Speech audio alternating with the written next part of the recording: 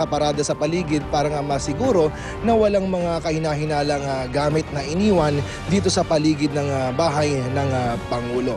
So inuulit natin, Igan, medyo malayo na ang sitwasyon kung ikukumpara kahapon, may tahimik na tahimik dito sa lugar at hindi pa rin natin matiyak kung anong oras nga ba lalabas ang Pangulo mula sa kanyang bahay. Igan? Okay, maraming salamat, Oscar Oida. Ayan. Uy, kahapon doon sa uptaking ha. Ay, nako. Ito, hindi ako fan ni Charis eh. Di ba? Kasi lahat ng batang edad niya kayang bumirit ba sa Pilipinas. Di ba? Ibang tipong nakakabilib. Pero halos lahat. Itong apat na to. Itong apat na to, gano'n eh. I see you. Pero the way na kinanta niya yung lupang hinirang. Bay, ngayon ko lang uli naramdaman ng pag-awit niya na may... Ang ganda siya. Yung puso ko medyo naantig ha.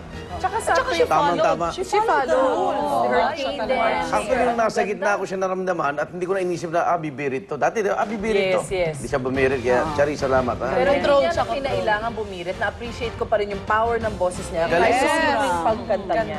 Galing. Tapos biglang sinabayan ng Philharmonic Orchestra sa mga bandang dulo na. Ang ganda. Ganda talaga. Ay, ang sarap. Ang sarap maging Pilipino ngayon. Sa totoo lang. Tsaka salamat din kay Noel Cabangon, no? Sa... Ang galing ni Noel Cabangon. Dahil napaaga si Noynoy, napatatlo kanta niya. Totoo lang. Hindi, totoo lang. Ilan ba dapat ang kanta niya? Bawal manumpa si Pinoy ng... Before 12. Before 12. Alright. So, Kaya nagulat din si Vice President Binay na nauna pa si Presidente sa kanya. Yes. Kasi yung dating ni Vice President Binay, eksakto lang. Yes. Eksakto lang. Napaaga. So, in-explain ng inaugural Kaya si Susan Enriquez, wala kang kasalanan. Wala. Baka lang in-interview niya kasi. Hindi, oo, correct. Kaya yung jeep, wala kasalanan.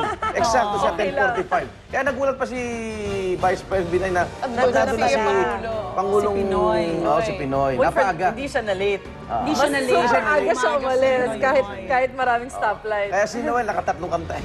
Pero nakinabang naman yung mga tao ng load kasi ang ganda tsaka nakakaigting ng, di ba? May iba naman na inep, sabi ba, ano ba to concert? Di ba, mga ganun reaction. Pero hindi po, kailangan po sundin kasi yung konstitusyon natin. Kaya at least nga, nakalibre tayo ng So yun pala ibig sabihin nun na ano. Kasi sabi, napaaga siya, nandun na, ready na. Bakit kumakanta pa? Yun pala, kailangan hintayin kasi yung 12. Parang gusto niyang mapunta ng Pampanga si Gloria. Diba?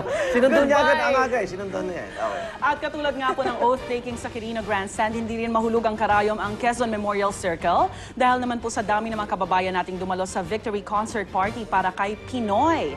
Maghahating gabi na nang matapos ang kasiyahan ng higit kumulang 200,000 tao. Walang natina kahit pa umulan, magdamag at napuno nga ang gabi ng kantahan, may sayawan at tawanan. Naglalakihang mga singer at mga artista ang nagtanghal sa inaugural street party. Kabilang dito sina Regine Velasquez, Ogie Alcacid, Gary Valenciano, Joshua Padilla, JR, Kyla, Nina, Arnel Pineda at mga sikat na banda. Present din po sa selebrasyon ang mga kapatid ni Pangulong Aquino, sina Bal, si Viel at si Chris. Kasama pa ang mga anak niyang sina Josh at Baby James.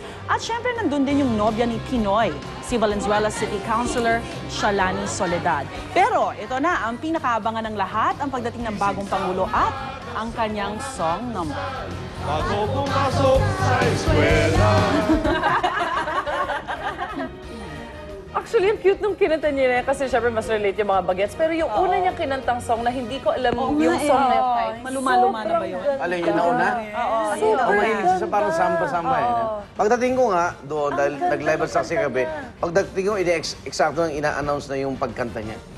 He sang it beautifully. Although sabi ko nga, ano kaya itong kantang ito? Parang Frank Sinatra yata yung kanta mo. Sa classic. Pero talagang mahilig sa music si Pinoy, di ba? Oo, nakita mo naman Collection. yung CD niya, yung Music. collection ng CD niya. Yes. Tapos yung kwarto niya, meron pang ano yun. May lights disco pa yun. lights pa yun. Oh.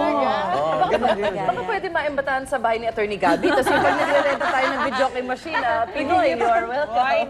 Nag-hip hop pa yan, diba? Lahat ata ng klase, lahat ng genre ng music meron siya. Kaya maghapon niya talagang from victory liner to victory party. Okay. Okay, pero sa dinami-dami po ng mga nasa victory party sa Quezon Memorial Circle, may isang obvious na absent. Na dati pa naman ay nagsabi hindi na siya dadalo, si Vice President Jejomar Binay. May sarili kasing Thanksgiving party ang kanilang pamilya sa bahay nila sa Makati City. Simple lang ang handaan. Present doon ang ilang malalapit na kaibigan at kamag-anak ng bago nating bise. Hindi siyempre nawala ang kaibigan ni Binay at ang kanyang katandem noong eleksyon na si dating Pangulong Joseph Estrada. Agad na rin umanong magtatrabaho ang Vice President.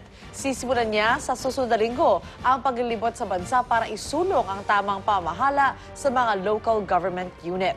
Target ni Binay na mapalaki ang revenue capabilities ng mga ito. At sana maging malinis tulad ng Makati. Kasi sabi niya, parang dahil hindi nga napunta sa kanya DILG, tas ngayon si Pinoy muna mag-head ng DILG, tutulong siya kay Pinoy, which means tutulong, I guess, pa rin siya dun sa pag-improve ng DILG. Sa bagay, wala siyang pwedeng issue ng mga direktiba. O mga, siguro paggabay lang, no? Total, ganito, sabi naman niya, ganito kami sa Makati. Yun. Sana. Ganun. So pupuntahan niya paano magkaroon ng mga yellow card din ng lahat. Tsaka yung mga senior citizens.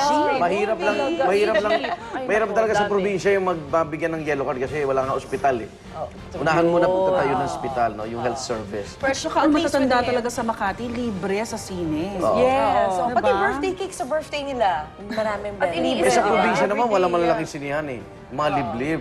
Makikinood mo sa bahay, di ba? May mga VHS o DVD, no? At least ma-enjoy man lang yung senior citizens yung buhay nila. The Pero rest of yung their pagpapatayo ba ng ospital, DILG din ba? National government na yun. National. Puno ng lokal o minsan private, syempre. Pero alam mo na, pag private, medyo may kamahalan. din May yun. bayad. Gusto natin ay libre, kundi man ay mababang singil ng health service.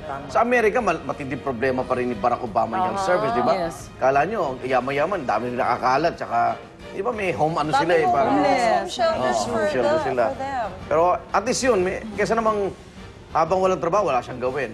Di ba? Mahirap naman. Papakailaman niya pa yung anak niya sa Makati. Hindi na, sige. Ikaw na si Vice President. At least kaya niya i-point out yung mga things that can be improved on. Tsaka, maglibot-libot na siya. Kasi naman lagi sa tabi niya si Rico Puno. Wala matunan. Hindi, pero dapat ba may Ay, Rico. cabinet position ng isang vice-presidente? Ano, Dapat bang may cabinet position ng Ang isang traditional, vice-presidente? ano sila, DFA Secretary. Sila yung nakikiano sa mga foreign dignitaries. So yung na bago traditional ito nung break panahon ng ni panahon Erap, na ginawa siyang DILG, tapos Super Czar, Crime Czar, Presidential Commission on Crime, parang PACC. Yes, yes. Yun. So naiba ron. Tapos, nung si Erap na, si Pangulong Gloria ginawa niyang DSWD Secretary. Naiba na. Tapos si VP Noli sa housing naman. Housing naman siya nilagay. chair. Tama! May sariling lakad po si dating Pangulong Gloria Macapagal Arroyo matapos siyang umalis sa Quirino Grandstand at babigyan ng departure honor sa huling pagkakataon bilang Pangulo po ng bansa. Pagiging isang private person, not all the big congresswoman is nito, nagkaroon na ng huling paala. Sa pagiging isang private person, not all the Hindi na sa car number 1, kundi sa bus number 1 siya sumakay. Yun ang unang biyahe, papunta Pampanga. Sa kanyang pag-alis sa Quirino Grandstand, tanda na hindi na po siya Pangulo. Congresswoman naman siya. Ayan. Agad siyang dumiretso sa kanyang probinsya sa Pampanga kung saan mainit naman siyang sinalubong doon para manumpa, ganda ng ngiti. Oo. Sa ikalawang distrito ng Pampanga, talagang ayos na ayos. Sa kanyang pagsilbi bilang Congresswoman, Gloria Arroyo, prioridad nilang isulong yung panukala sa edukasyon at kalikasan. Ngayong araw, mag-hahain na raw siya ng kanong panukala tungkol din sa edukasyon.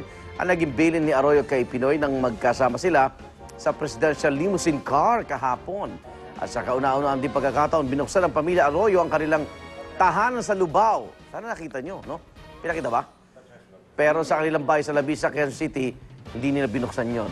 Nagpapahinga ngayon si Congresswoman Arroyo. Stricto yata security nila. Sana tinignan natin yung bahay sa Lubao. Yeah? Ayan po si Pangulo. tour? Ay, pasalamat kayo dahil ang ine-expect natin nga kay, di ba yung iba, baka Ibu, o Kantsawan, naging respectful naman yung Pinoy. Dahil huwag na tayo magtaka, ang baba ng popularity rating, tapos maghihiyawan, di ba? May mga konting pagtuya, pagkatsaw, pag nakikita siya sa video wall, di ba? May mga skin doon sa Quirino. Pero nung sasakay na siya nung sasakyan, talaga naghiyawan. Pinalapakan din naman. Hindi dahil, oh, eto na, magsasalita na si Pinoy. Or, ayan, wala na siya. Hindi, congresswoman pa rin siya eh. Oo. So, Dahil papasok plaka niya. iba na, iba na. Private car na. Plaka. Private car na. 8 na yun. Yung hiyawan ata dahil papasok na yung bagong administrasyon. Sana Di ba yun ganun nga, yung- oh. Pero ganun mga, yung ano eh. iba yung mga iba't iba interpretasyon. Pero syempre, dapat maging aral yun kay Pinoy na magtrabaho ka